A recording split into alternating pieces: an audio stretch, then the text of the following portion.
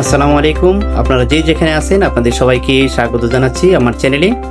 অস্ট্রেলিয়ার বিপক্ষে ওয়ানডেতে দারুণ খেলার পর এবার শুরু হচ্ছে টি-20 সিরিজ। টি-20 সিরিজে বাংলাদেশ কেমন করবে সেই বিষয়ে আলোচনা করব।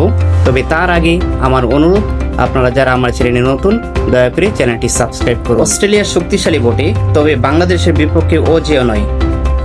অস্ট্রেলিয়া দল 2005 সনে বাংলাদেশের বিপক্ষে ওডিআই ম্যাচে হেরেছে, 2017 সনে টেস্টে হেরেছে, 2021 সনে টি-20তে হেরেছে। আইসিসি র্যাঙ্কিংয়ে টপ 10-এ থাকা সব দলের বিপক্ষে ওয়ানডে খেলায় বাংলাদেশের সিরিজ জয় থাকলেও শুধু বাকি ছিল অস্ট্রেলিয়া।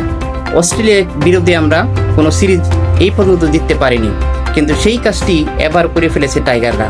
ওয়ানডেতে আমরা 2-1 ম্যাচে তাদের বিরুদ্ধে জিতেছি। ওয়ানডে জয়ের পর এবার টি-20 সিরিজ জয়ের পালা। তবে জয়ের সাথে কিছু ভয়ও রয়েছে।